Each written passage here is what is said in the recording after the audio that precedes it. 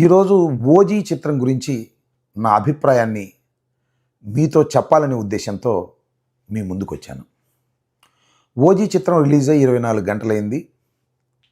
థియేటర్‌లో ప్రేక్షకులు చిత్రాన్ని చూశారు.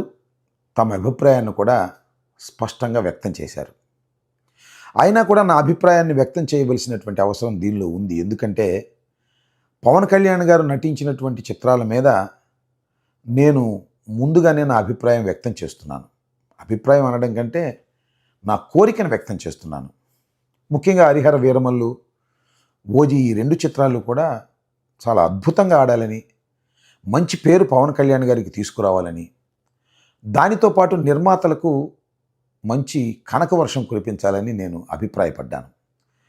ఈ అభిప్రాయాన్ని నేను ట్విట్టర్ ద్వారాను, నా యూట్యూబ్ ద్వారాను వ్యక్తం చేయడంతో చాలామంది దీన్ని ఏదో హాస్యాస్పదంగా నేను మాట్లాడుతున్నానని చాలామంది అనుకున్నారు. అది తప్పు అభిప్రాయం అని నేను ఈ సందర్భంగా మనవి చేస్తున్నాను. అఫ్కోర్స్ పవన్ కళ్యాణ్ గారు మా రాజకీయ ప్రత్యర్థి. మా రాజకీయ ప్రత్యర్థి అయినంత మాత్రాన ఆయన ప్రధానమైనటువంటి వృత్తి ఇంతకుముందు సినిమాలు, హీరోగా యాక్ట్ చేయటం. సరే, అఫ్కోర్స్ ఇప్పుడు రాజకీయాల్లోకి వచ్చారు, ఉప ముఖ్యమంత్రి అయ్యారు, అది వేరే అంశం. ఆయన ప్రధాన వృత్తి మీద దెబ్బ తగలాలని, ఆ వృత్తిలో ఆయన విజయం సాధించకూడదని కోరుకోవడం సమంజసం కాదనేది నా అభిప్రాయం. వారు నటించినటువంటి చిత్రాలు బ్రహ్మాండంగా ఆడాలని మా రాజకీయ ప్రత్యర్థి అయినా మేము కోరుకోవాలి అనేది నా ఫిలాసఫీ. దీన్ని కొంతమంది వ్యతిరేకించవచ్చు. సరే, రాజకీయ ప్రత్యర్థి కాబట్టి అతనికి ఏమీ మంచి జరగకూడదు, ఎవరికైనా రాజకీయ ప్రత్యర్థులకి మంచి జరగకూడదు అని అనుకోవడం సరైనటువంటి అభిప్రాయం కాదనేది నా ఉద్దేశం. ఇవాళ 'ఓజీ' రిలీజ్ అయింది. కానీ దురదృష్టం ఏంటంటే నేను ఏదైతే కోరుకున్నానో ఆ రకంగా 'ఓజీ' ప్రజాదరణ పొందలేకపోయింది. కేవలం అభిమానులకి కొద్దిగా రుచించిన న్యూట్రల్ ప్రేక్షకులకు ఈ చిత్రం అంత బాగోలేదు అనేటువంటి అభిప్రాయం థియేటర్లో చాలా స్పష్టంగా వ్యక్తీకరిస్తున్నారు. అంటే ఈ సినిమా అనుకున్నంత స్థాయిలో విజయం సాధించలేకపోయిందనేది నిర్మోహమాటంగా చెప్పదలుచుకున్నాను. సరే, ఇలా చెప్పగానే రేపు పొద్దున్నే జన సైనికులు కానీ, పవన్ కళ్యాణ్ గారి వీరాభిమానులు కానీ నేనేదో రాజకీయ కక్షతో ఈ మాట చెప్పానని వారు అంటారు.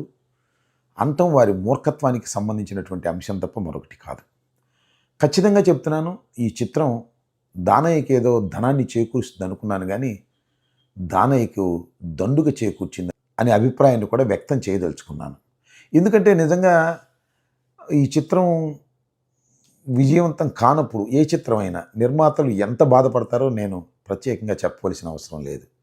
అయినా వాస్తవాన్ని చెప్పుకోకుండా కప్పిపుచ్చి మీ సినిమా అద్భుతంగా ఉంది, అమోఘంగా ఉంది అని డప్పాలు చెప్పటం అనేది సరైనటువంటి అంశం కాదు. అట్లా చెప్పేవాళ్ళు ఉంటారు. ఎవరు కూడా ధైర్యంగా వెళ్ళి మీ సినిమా ఫ్లాప్ అయిపోయిందండి అని ఎవరు పవన్ కళ్యాణ్ గారికో, లేకపోతే బాలకృష్ణ గారికో, చిరంజీవి గారికో చెప్పేటటువంటి సాహసం మొదటి 2-3 రోజుల్లో చేయరు. ఒక కృష్ణ గారి దగ్గర చెప్పేవారట. అసలు కృష్ణ గారే చెప్పేవాళ్ళంట, మీ సినిమా బాగుందండి అంటే మాకు తెలిసిలేవా ఆ సినిమా పోయింది, నా సినిమా అయినా అని చెప్పేవాడంట. అలా నిర్మోహమాటంగా అభిప్రాయాలను స్వీకరించి, నిర్మోహమాటంగా తన చిత్రమైనా కూడా తాను కరెక్ట్ జడ్జిమెంట్ ఇచ్చుకునే వాళ్ళు చాలా తక్కువ మంది ఉంటారు. కాబట్టి నేను చెప్పదలుచుకున్నది ఏంటంటే ఈ చిత్రం అనుకున్నటువంటి ఫలితాలను, విజయాలని సాధించలేకపోయింది. ఒక చిత్రం ఫెయిల్ అయినప్పుడు ఎంతమంది బాధపడతారో నాకు తెలుసు. ఆ బాధపడటం అంటే అభిమానులు కాదు. అభిమానులు వాళ్ళు బాధపడతారు, మళ్ళీ ఇంకో సినిమా కోసం ఎదురు చూస్తారు, అది వేరే అంశం. కానీ దానిలో పనిచేసినటువంటి చిన్న వర్కర్ దగ్గర నుంచి పెద్దవాళ్ళ వరకు కూడా ఆ చిత్రం మీద ఆధారపడి ఉండేవారు, చిత్రసీమలో ఉండే కార్మికులు ఎంతగా శ్రమించి చిత్రాన్ని తీస్తారు. ఏ చిత్రమైనా అది ఫెయిల్ అయినప్పుడు వారు బాధపడతారు. కాబట్టి ఈ చిత్రం ఫెయిల్ అయిందని నా అభిప్రాయం.